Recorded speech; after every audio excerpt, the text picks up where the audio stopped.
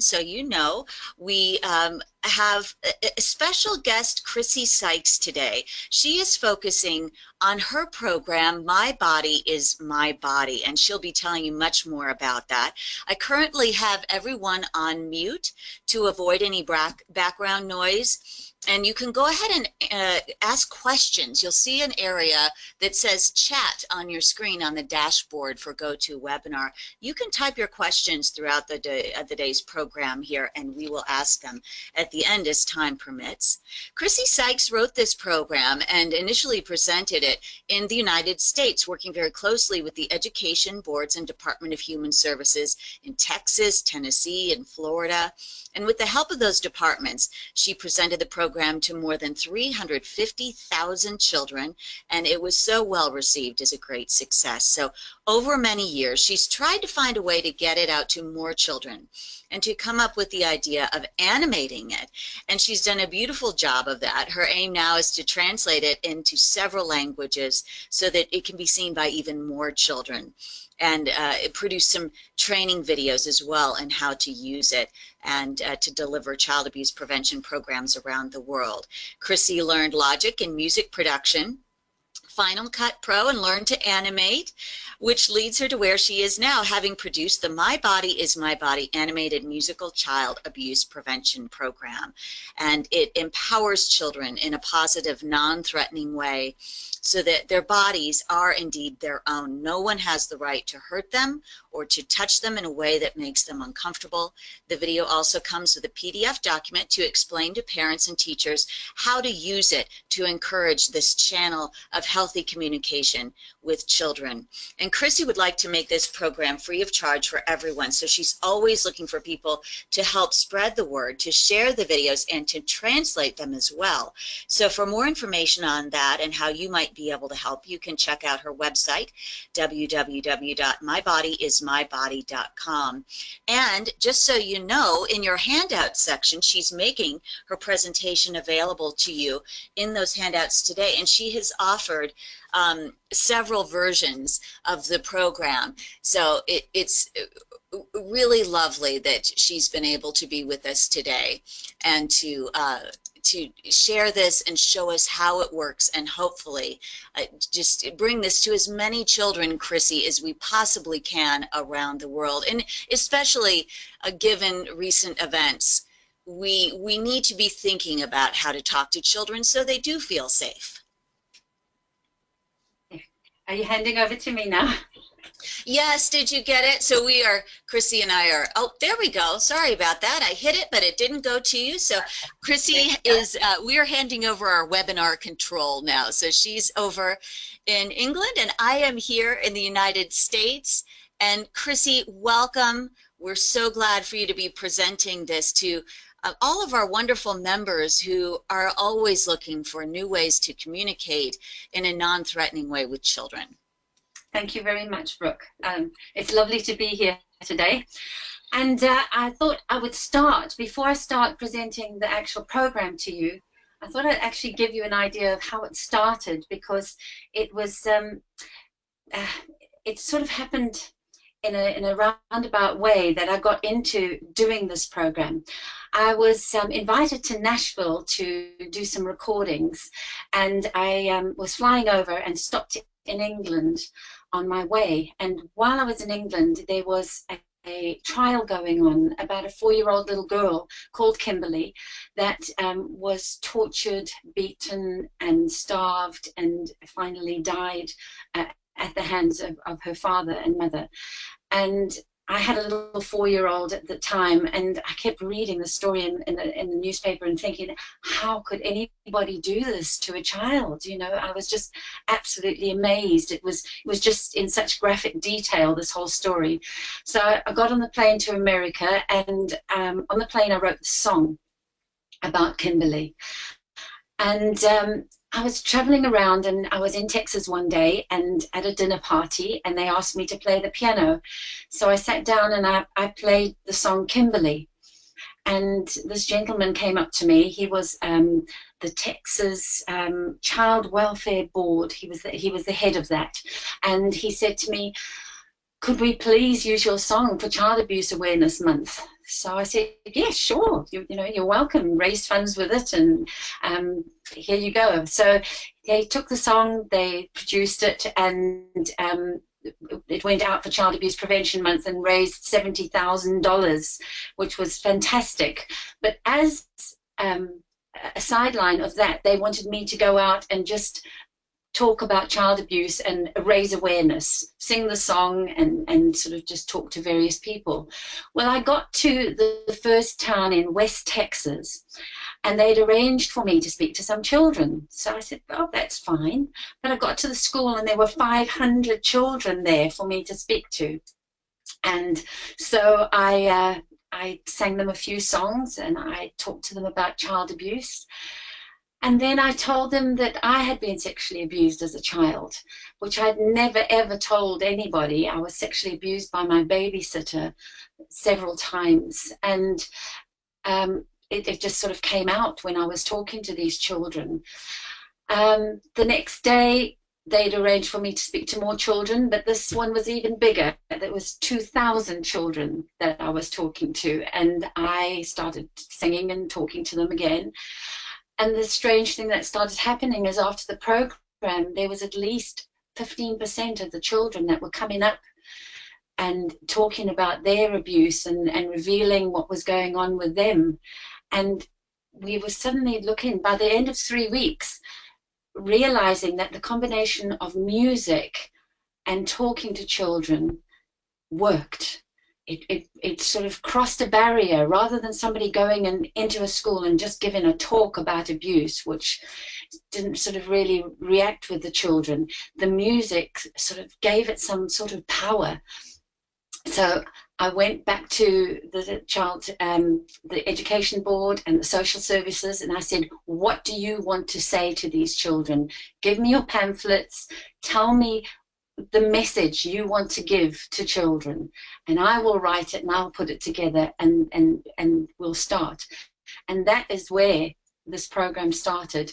I did that for 5 years, as Brooke said, in Texas, Tennessee, Florida, Virginia, to 350,000 children, and we did have a rate of at least 15% in most schools after the program.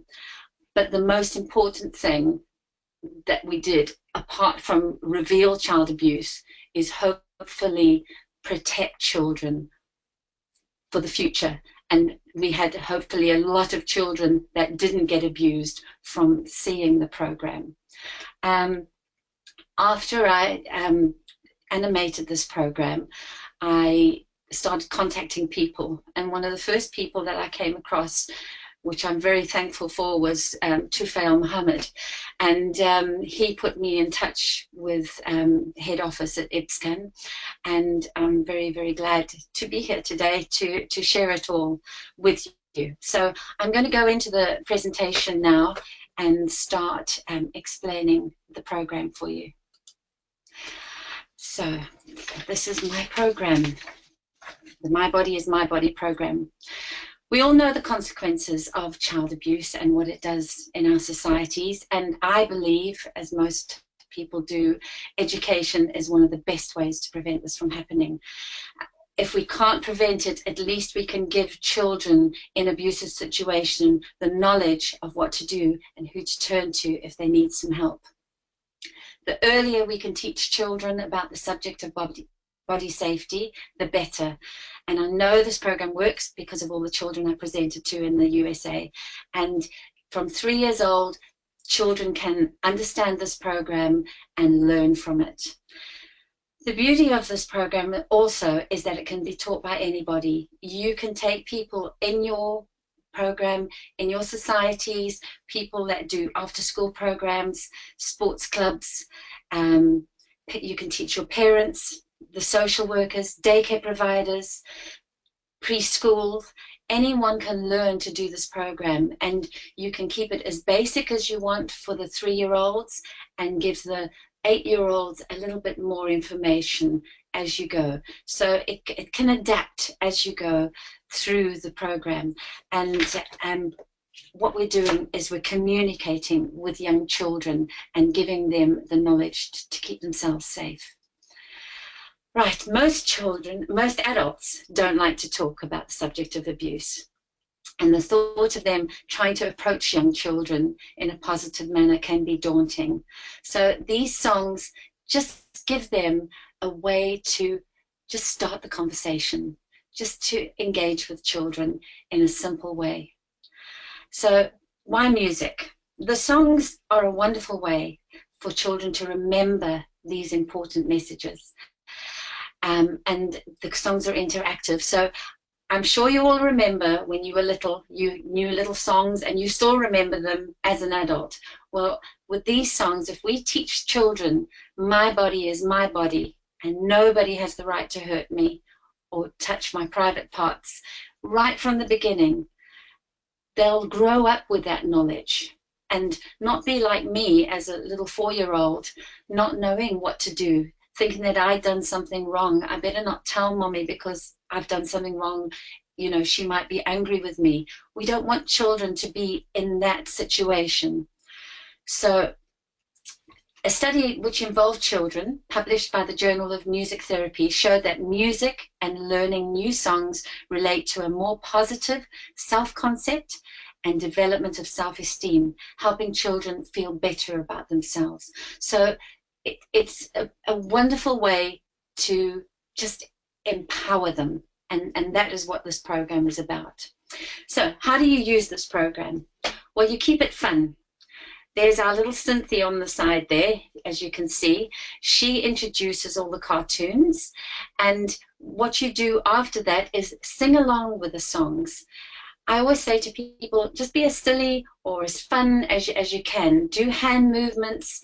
You know, if the song says I've got 2 eyes, 2 ears, make sure the children are engaging and singing and learning.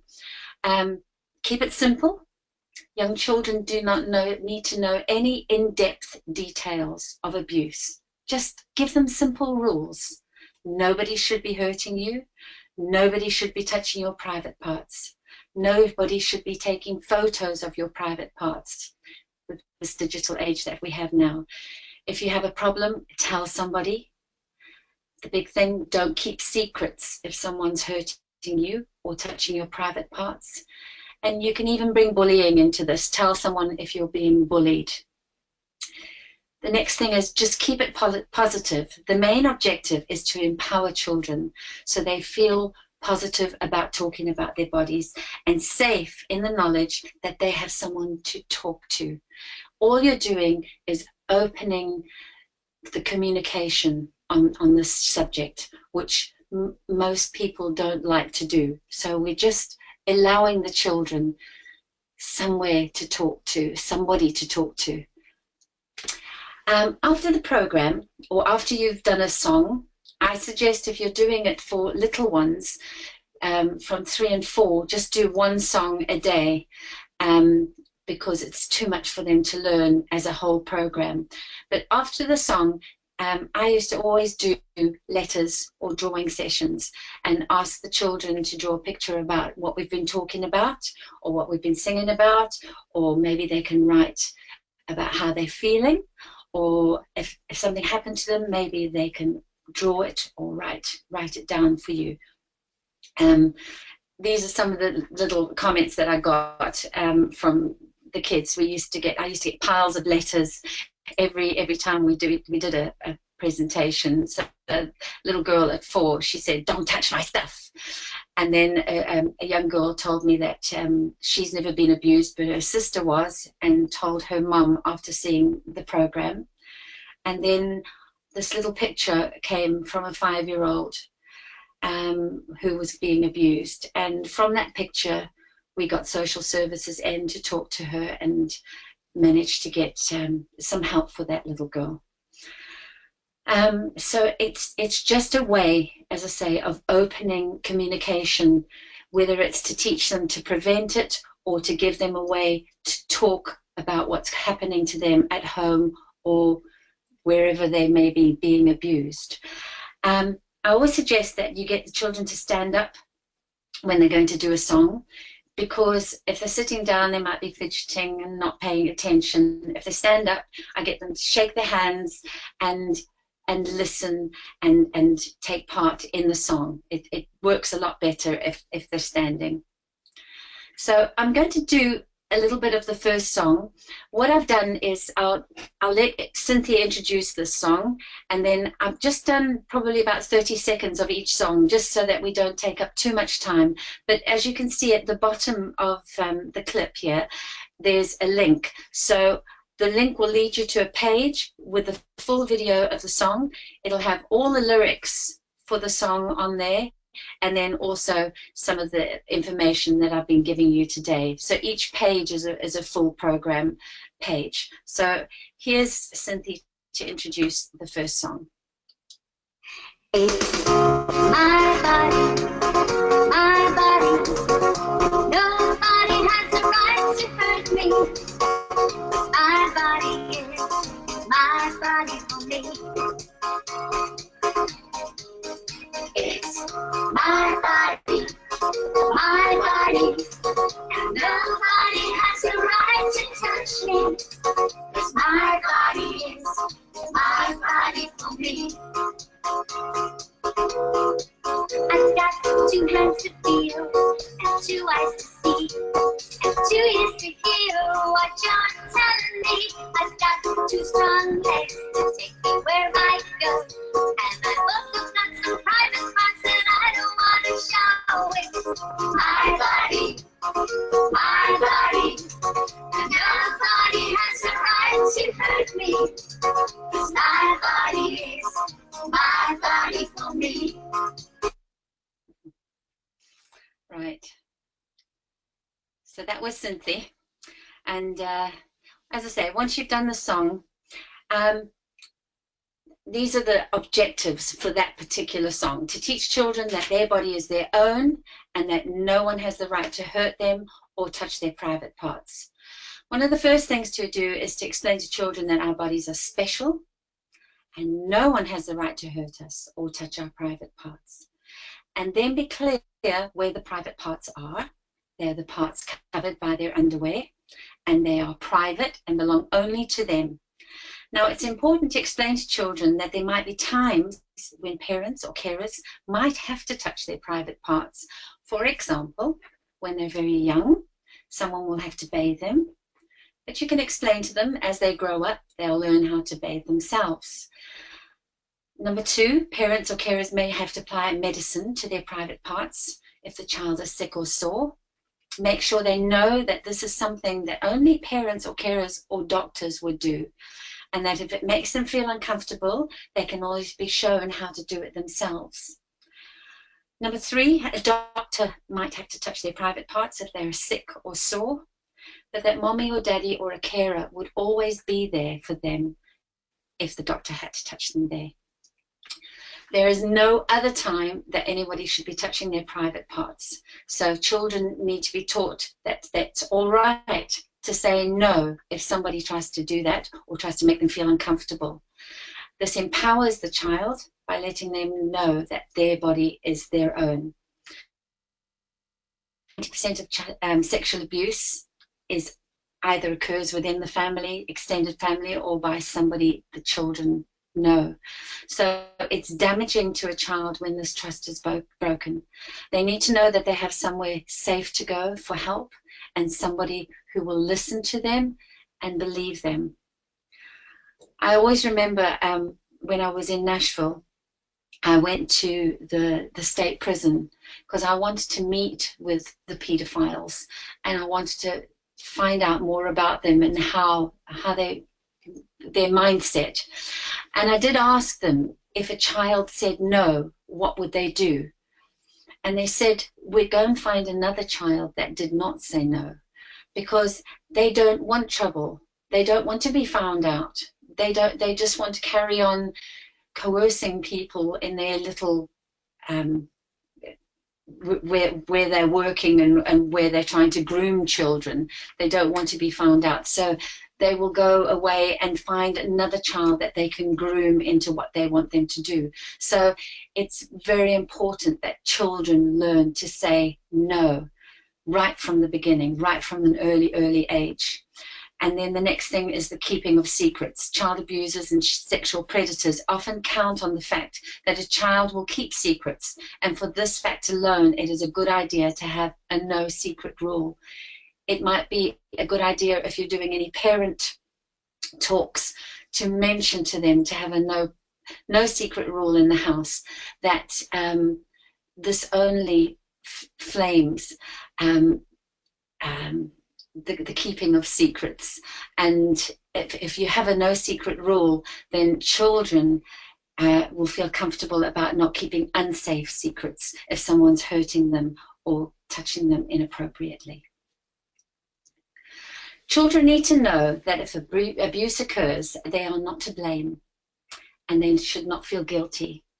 And it is important for them to tell so that the abuse could stop. Please remember that the perpetrator is usually someone the child loves or knows and trusts, so the subject needs to be discussed very gently. Do not get angry in front of the child. They need to stay calm and in charge. And you could explain to them that just like a drug addict or an alcoholic, people that abuse children need help. I always used to say this to children, because they'd say to me, why do people hurt children? Why do they do it to us? And the only way I could tell them was that they're not well. They do something, so they need to get help. You need to tell so that these people can get help and get better and not hurt children anymore. It's hard for children to understand why adults would want to hurt them. In the digital age, we also have to protect children from people who want to take inappropriate photos.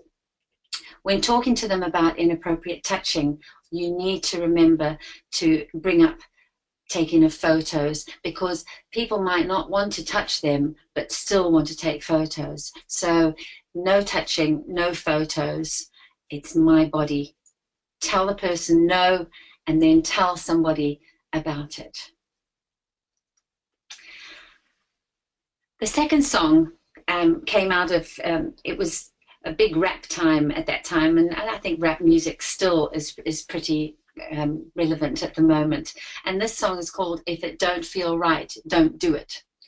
And we kind of put a huh on the end of it. And every time I did it with the children, we would do, if it don't feel right, don't do it. Huh. So it gives them like a little hand movement to do, and it gets them into the song, because that's the line that the children do. This song, I'll go through all the objectives after the song. I'll just play a little bit for you to show you what Cynthia and the kids are doing in this song. People can touch you and say that it's cool, but remember your body belongs to you. You're the one who knows if it don't feel right, and if it don't feel right, don't do it. Oh, if it don't feel right, don't do it. Don't do it. Don't do it. There are people out there that think you're a fool, and they try to give you drugs and keep you out of school, tell you to keep secrets, but you know what to do, because if it don't feel right, don't do it. Oh, if it don't feel right, don't do it. Don't do it. Don't do it. Right. Okay, the objective of that song is to teach children to listen to their own feelings. Most of the time, children know when things don't feel right or when things make them feel uncomfortable. So teach them this rule. If it don't feel right, don't do it. Huh. So once you've opened up the discussion about feelings, you can talk about what sort of feelings we all have. We have happy feelings, sad, lonely, angry, scared. So I always used to speak to children about, I think a lot of times when they've got feelings of being scared or angry or something's happening to them that they don't understand, they always think that they're alone, which is what I did when I was little. I used to think I was the only one that this had ever happened to. So I try to explain to them that they're not alone, that there's lots of other children going through exactly the same thing as they do, and they have the same sort of feelings. So it's really, really important for children to understand that, again, so that they can share and feel that there's someone out there that will understand. So you can do this song, and I used to do happy faces, sad faces, angry faces. You can get them to draw. And again, from the faces that they draw, you can get some idea what these children are going through.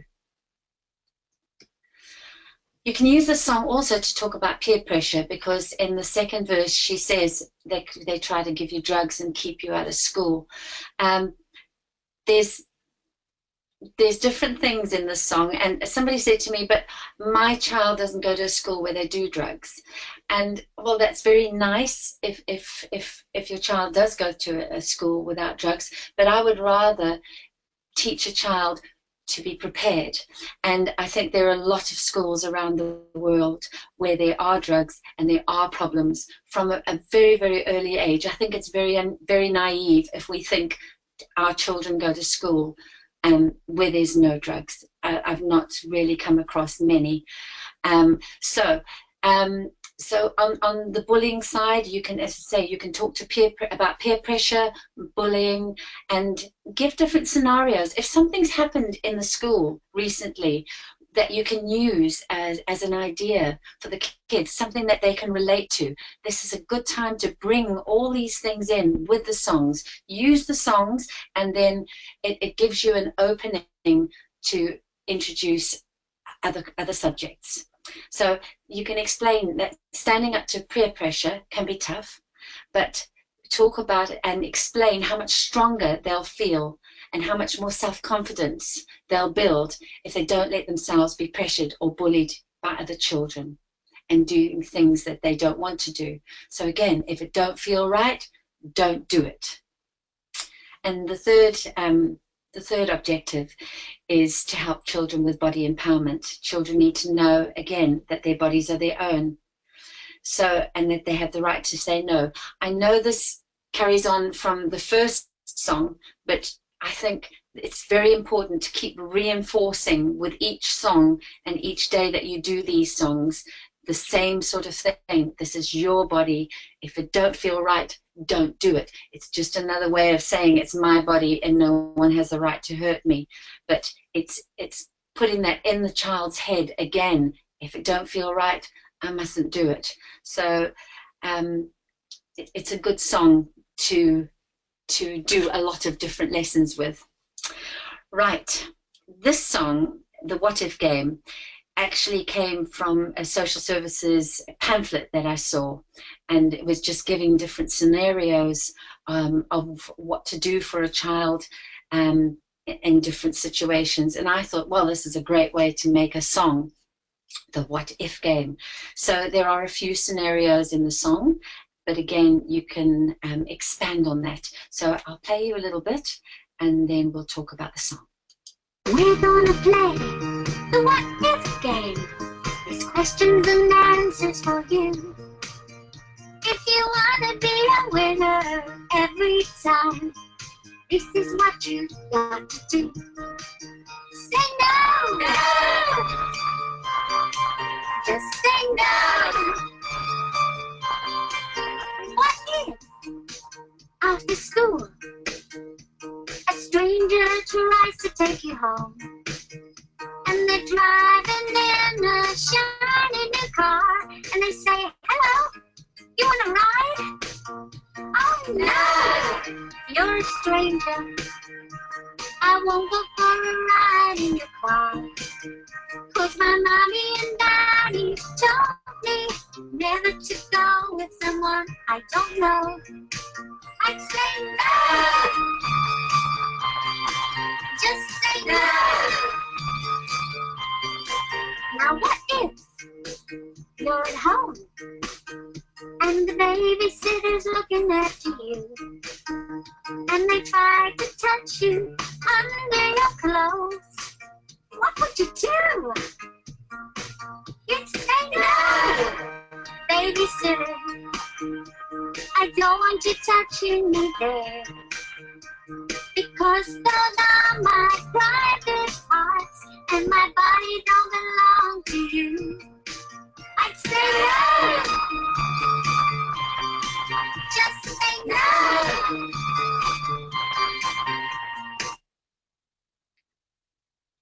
Right. The what if game. This is to teach children to say no with authority. The what if game can be applied to any situation you might find or suspect that's happening to a child. Use the game to give answers to difficult situations that they might not know how to get out of. So again, like I say, different things happen around the world in different countries. We're all dealing with different things. So use the situations that are happening in your communities to teach the children. So these are just very, very basic things. What if somebody knocks on the door and you're alone at home? So never open the door, call a neighbor or relative if they won't go away, or call the police if you can't get any help and you're scared. What if a babysitter tries to touch your private parts? Tell them no, and then go tell somebody. And don't keep a secret, even if they ask you to. What if a stranger says they've lost their puppy and wants you to go with them and to find it? Tell them no, you're not allowed to go anywhere with the strangers. Even if they really say they need your help, you just say no. As I say, I think you'll all come up with different scenarios for where you live. So make this pertinent to your children that you're teaching, and give them all sorts of situations. The best thing we can do to a child to empower them is give them knowledge. What do you do if this happens? You do this. Then the child knows. It's so important. And if we don't talk about this subject, like a lot of children don't ever hear anything about child abuse prevention. If we don't talk to them, they're going to get abused. So we've got to initiate this. So like I say at the bottom here, we need to prepare children for as many scenarios as we can. So keep coming back to the songs with new information. If something happens in your community and you think it's relevant, come back to the song, do the song, and give the scenarios. If you ask a group of children what a stranger is, you'll get 20 different answers. They'll say it's a bad person, somebody that'll hurt you, somebody that gives you sweets. And we teach our children, don't talk to strangers, don't get in a car with a stranger, don't take sweets from a stranger. But we don't tell them what a stranger is. And when I was working in the schools, I'd say to them, what is a stranger? And they go, I don't know. We're not allowed to go with them, though. So you need to explain to children that strangers are people that they don't know. And I also think a lot of times people think a stranger is a man.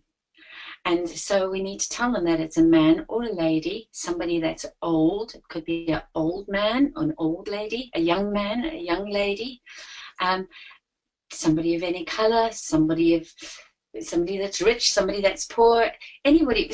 I think children stereotype, they see strangers on TV, sort of like some weird guy lurking on the corner, and they don't realize that a stranger could be somebody that looks very nice and that talks to them very nicely and that looks nice. And so we need to give them that knowledge.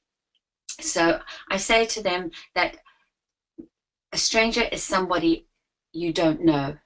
But if mommy or daddy or somebody that you love and trust introduces you to a stranger, that stranger can become a friend. But unless someone you love and trust introduces you to a stranger, you should never talk to them on your own. So it's just something I learned when working with the kids, that we tell them don't talk to strangers, but then we don't tell them what a stranger is. In this digital age where information about children and their parents is readily available through the internet, like Facebook, Twitter, and all the other things that we've got there, people can become very savvy with children, and they can learn about their parents' names, their grandparents' names, their aunts and uncles, and then go to a child and say, oh, your mommy Joan told me to pick you up, and daddy so-and-so, and the child then thinks that this person knows them because they know everybody in their family. So again, we need to tell them, even if they know all the names of mommy, daddy, granny, grandpa, whoever, If we don't know them, they're still a stranger, and we don't talk to them and we don't go with them. Again, give them examples from from your community. As I say, I've put a few here. Your mommy's running late, asked me to pick you up from school. And they know all the names. Don't go with them. I've got some cute puppies in my car. Would you like to see them? We mustn't go. So it's just again empowering the child with more and more information to keep them safe. This is the next song, which is very important in the program, because if you've got a problem, tell somebody. So I'll let Cynthia sing the song for you. If you've got a problem, you don't know what to do, go and tell somebody till they listen to you. You've got to find someone to tell your troubles to. If you've got a problem, find someone who'll listen to you. Talk to your mom and dad, grand and grandpa too, your aunt or your uncle or your teacher at school. You've got to keep on telling till someone listens to you. If you've got a problem, find someone to tell it to. If someone has hurt you, you don't know what to do, go and tell somebody till they listen to you. You've got to find someone to tell your troubles to. If you've got a problem, find someone who'll listen to you.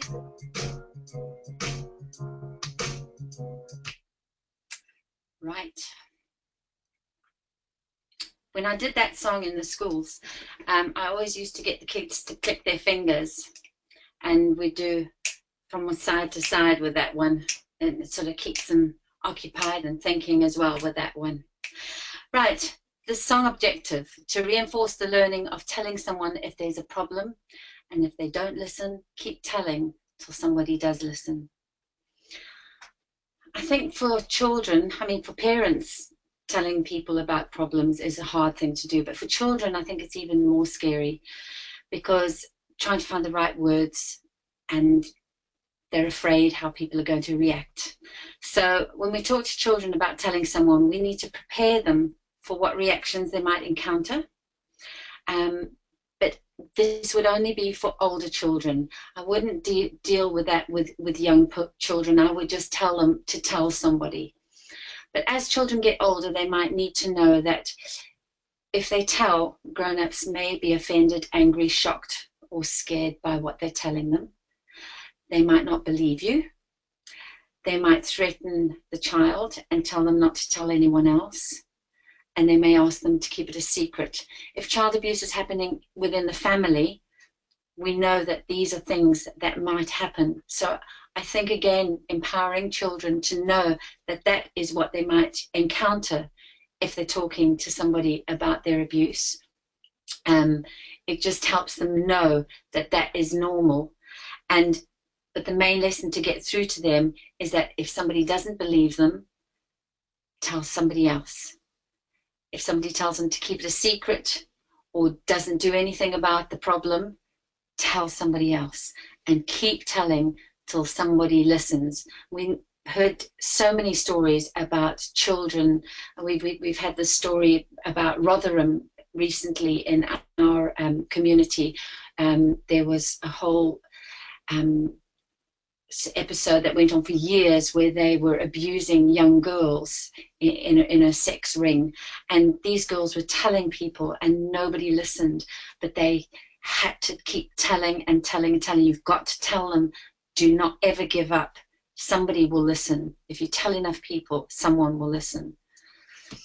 Give the children a list of all the people they can tell, and again, in different communities, please add whoever you want to this list. I've just given a very generic list of mummies, daddies, grannies, grandpas, aunties, uncles, teachers. brothers, sisters, neighbors, school nurse, policemen.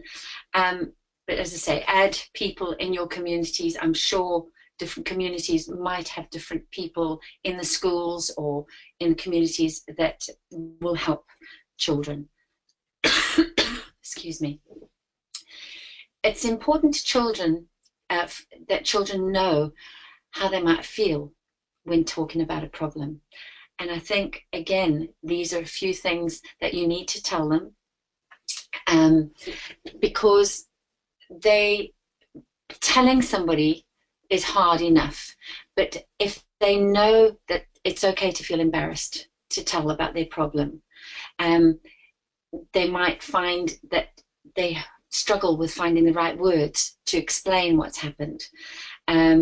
You need to tell them that their heart might start beating fast or their voice might shake, but just to try and take a deep breath and talk slowly and take their time. There's no rush to talk about abuse. There's no rush to get it out, just in their own time.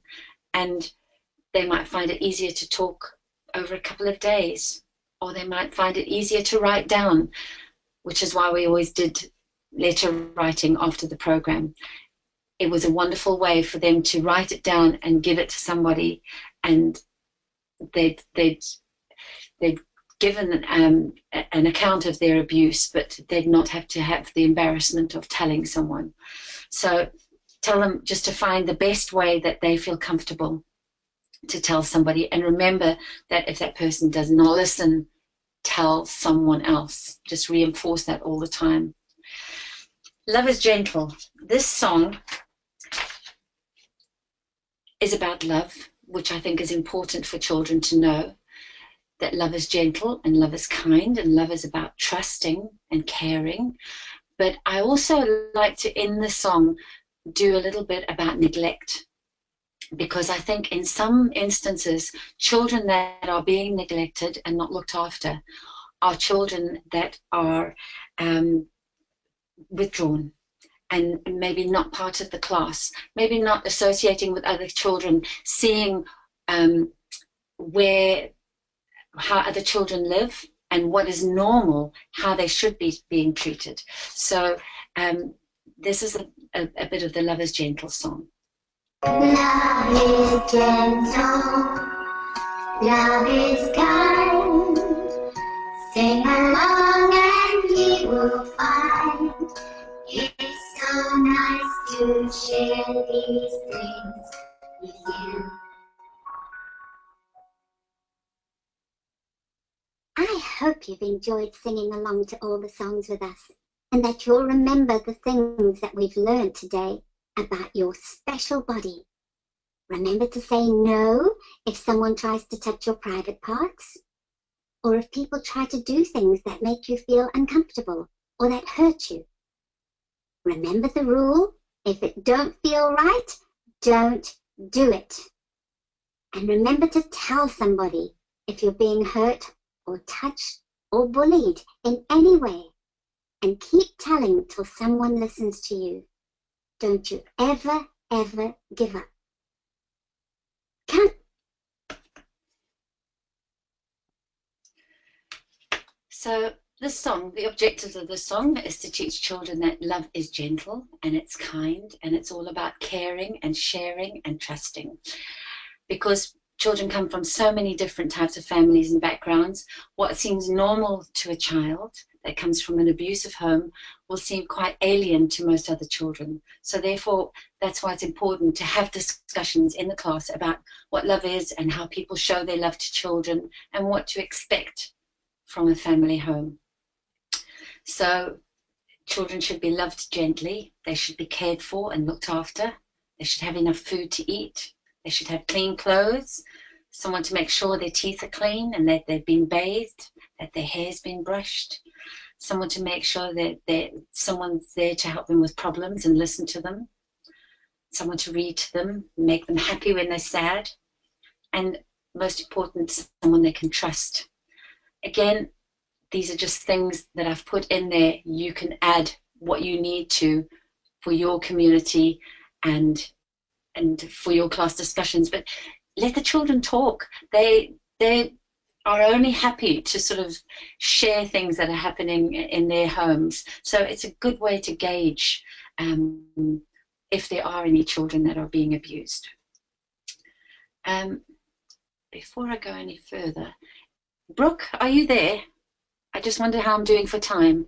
I am. You're doing fine. It's we have about another 15 minutes left. So whenever you like, we can do some questions. It's up to you.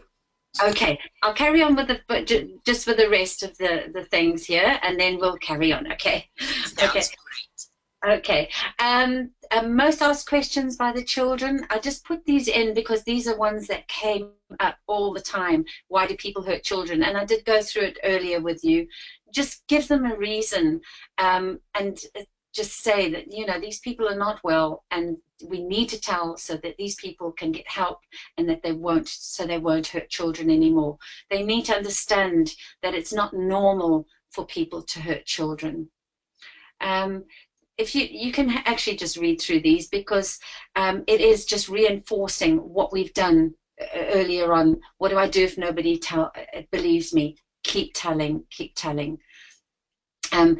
It's important to tell them what will happen if I do tell. So if you are being hurt or sexually abused, someone will come to talk to your family. They'll see if it's safe for you to stay at home, or if you might need to go somewhere else where you can be kept safe. We've got to be very honest with children, and although we don't want to give them too much information with this program, I think honesty is the best thing that we can do while we are teaching them. Again, what do I do if I say no and they don't stop? If they don't stop, shout out loud. If someone's there to help you, or if you know there are people around that will come and help. If no one's there, go and tell somebody as soon as it's safe to do so. You've got to make sure that children know they've got to wait till it's safe. As I say, I think I'll let you read through these, and the rest of the program here, I've put indicators on. Not for most of you, because you'll know all the indicators, but this is to show other people in your communities, as I say, teachers, after school people, nursery school teachers. This is for them to read through so that they can get some idea of what to look for in an abused child. There's signs of neglect, signs of emotional abuse, signs of sexual abuse. And also, if you suspect anything, call your relevant child protection services. What I would do, if you're going to take this program and show people how to present it, please, excuse me, please make sure that you give them a pamphlet of who to contact, because I know for a fact that out of doing this program, there will be some revelations of child abuse. So the people that are doing the presentation will need to know who to contact, as I say, if you are teaching other people to do this presentation. As Brooke says, what I'm trying to do with this is put it into different languages and put it out to as many countries as we can. So far, I've got the whole program. I'm busy doing in Spanish at the moment with full voiceovers. Somebody's doing me voiceovers in Urdu. I've got Dutch subtitles done already, Swahili. I've already been given Xhosa for South Africa, Tamil, Persian, and I've got Portuguese. Thank you very much, Lucia Williams and Sheila Soma, for doing the Portuguese translations for me. And I've also got people working on Arabic and Hindi. So I'm hoping to put on the website all the subtitles for the songs. And in time, if I can get people to actually do the vocals and sing the songs in different languages, I will reanimate the characters so that you can actually have the full program in your own different languages around the world. But what I would like to offer now is, if you would like this presentation done for for your own use, I will actually redo it and put the full videos in so that you can use it as a presentation. If anybody would like a presentation done in a different language, if you will translate it for me and send me the translation, I will put it into PowerPoint or into a Mac presentation for you, so that you can use it when teaching people in your communities. The whole idea about this program is that you can teach this program, you can teach people to teach this program, so we can get out to as many children as possible. It's not anything, it's not rocket science, it's just basic information that children need to know. And that's basically it. I hope you've enjoyed it, and I hope it's of some use to you, and I hope we can really spread this out there. I've looked and there's nothing else, there's still nothing else like this anywhere. There's the odd video on this, but there's not a presentation that covers all these important subjects for children. Well, Chrissy, your passion is just so wonderful and amazing, and you've done an incredible job of getting the word out. It's just spectacular. I'm going to ask just a few questions here, if you don't mind. And I want to start with you. You talked a lot about the recurring theme of learning to say no, and it's so important even as children get older and they become teenagers and they become young people, to be able to say no. So often we're taught to be polite. So do you think that this program has those far-reaching abilities to teach a lesson, maybe change our culture a little bit? I think so. I think if we get to the kids young enough and we instill it into them, you know, if you learn something at 3, 4, 5, 6, 7, 8, it's pretty much ingrained in you that when you get to 11, 12 and you or maybe just a bit older and you start getting boys or girls, you know, trying to, you know, be inappropriate with you, you know, there may be, they'll have that instilled in them. No, you know, it's not cool. You know, this is my body. And I really do think it's something we've just got to instill in young children all around the world, because there's just so many things that happen to children that are horrific. And they've got to learn that it's okay. It's okay to say no, and it's okay to tell. Right, and that's that. The fact that you have it in so many languages is fantastic, because it really doesn't matter what language you speak. It's the same. No, yeah. Simple message that you're giving. Exactly. What about for caregivers and for teachers, even anyone who might be using this program? What kind of discussion or heads up should they give parents about what the kids will be learning? I usually do, we used to work with a lot of PTAs, so I can tell you parents, there's nothing in this program, well, I can only say for America, but there's nothing in this program, and I've checked with a lot of parents in England as well, that parents are offended by, because there's nothing, you're not telling them anything. You're telling them their bodies are their own, right, and no one is telling them private parts. You're not giving parents any, you're not giving a child any intimate details. So I think if they want to say that there is a body safety, they're going to do a body safety program called My Body is My Body. And you can just, on the website, there's a little thing on the side that says for bite-sized, I can't remember how I worded it now, but it's just, it gives a little brief indication of each song and what it does. And I think if they copied that from the website and sent that to the parents and said, right, we're going to do this program, and the My Body song covers this, the What If song covers this, and I think there wouldn't be any problems with it. Right. It's excellent. And I think in many cases like that, they just want to know it's happening so that they can maybe follow up as well at home. And how would you suggest parents do that? Do they want to pull up the program on their own and perhaps make this a regular occurrence to play the songs and sing along?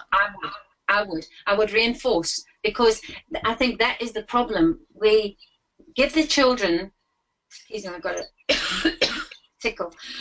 We give the children one program. Okay, so they're 3, and we've played this program to them. They've forgotten it by the time they're 4.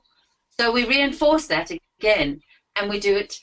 I would do the program every 6 months at least, because, like I say, you can introduce different things. Because when you're doing the program for a 3-year-old and you're doing it for an 8-year-old, you're going to be discussing different things. You're going to be keeping it very, very simple for a 3-year-old, you know, and you just explaining what a stranger is, and, you know, saying that this is my body and here's where your private parts are. It's very, very, the program can be very, very basic, or you can involve a lot more stuff for older children. So I would reinforce it. And yes, I would encourage parents. I would give parents the website, and I would say to the parents, play the songs with the kids as well. Learn the songs. I mean, my kids have grown up with these songs, and they still sing them. You know, they say, oh, they run around, if it don't feel right, don't do it. It stayed with them, you know. So it's reinforcement. Yeah, it's not something that we just do once. It's something that we do over and over again. And then, you know, hopefully there'll be other things that will come along that will reinforce and that can grow on this program. Certainly so. And it's also interesting that you mentioned how the kids want to talk. They want to discuss. It's really, when you talk about an uncomfortable subject, it's really uncomfortable for adults, not uncomfortable for the kids. They have to be taught that it's uncomfortable. Exactly. That's the problem, is the adults don't want to. I mean, it was proof when I went into the schools. I can't tell you how many letters we got from children, and it was just so nice for them to be able to unload, you know, and share their problems. And it could just be something little. It could be, some of them weren't even big things, but it was just allowing the children to know, okay, that happens to other people.